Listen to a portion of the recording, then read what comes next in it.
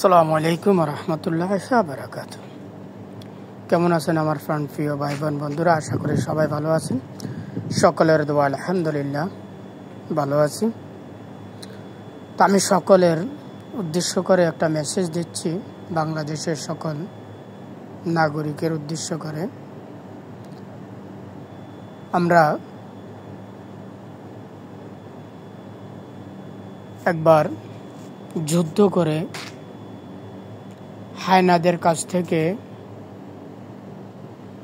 যুদ্ধ করে এসেছি, এসে জাহিলিয়াতের কাছে ঢুকেছি, জাহিলিয়াতের ফ্যাটে ঢুকেছি।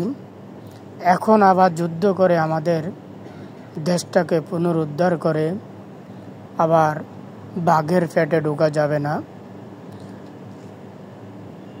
আমি বলতে চেয়েছি, আমাদের বাংলাদেশের মাটিতে কোনো পরাশক্তিকে ঘাঁটি দেওয়া বাংলাদেশের নাগরিক হিসাবে মেনে নেওয়া যাবে না এবং কোনো ঘাঁটি দেওয়া যাবে না। এটাই আমাদের শেষ এবং শুরু। কারণ দেশ আমার, মাটি আমার। দেশ নিয়ে ভাবার প্রয়োজন আমার সকল নাগরিকের। কোনো পরাশক্তি বাংলাদেশের মাটিতে ঘাঁটি দেওয়া যাবে না। কারণ বারবার আমরা উষ্টা খেয়েছি, আর উষ্টা খেতে রাজি না। পাকিস্তান থেকে বের হয়ে আমরা ভারতের পেটে ঢুকেছি। 54 বছর থেকে আমাদের মজক দোলাই করে খেয়ে এসেছে।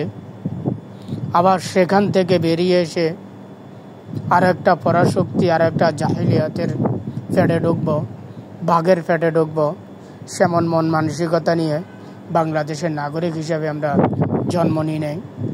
কারণ আমাদের মাটি, আমাদের মা, সেটার সিদ্ধান্ত নেওয়ার দায়িত্ব আমাদের। কোনো পরাশক্তি বাংলার মাটিতে ঘাঁটি হবে, এটা কখনো মেনে নেওয়া যাবে না, এটা কখনো দেওয়া যাবে না। সকল মা বোন ভাই বন্ধুদের দৃষ্টি আকর্ষণ করছি, এই নিয়ে সবাই সোচ্চার থাকবেন, এই নিয়ে সবাই এক থাকবেন। কারণ সবার আগে দেশ। রাজনীতি হলো আমার দেশের, আমার ব্যক্তিগত বিষয়, কিন্তু দেশ আগে, রাজনীতি হলো পরে। ওকে, ধন্যবাদ। আল্লাহ হাফেজ। আসসালামু আলাইকুম রহমতুল্লাহি ওয়া বারাকাতুহু। সবাই ভালো থাকবেন, সুস্থ থাকবেন, এই কামনাই করি।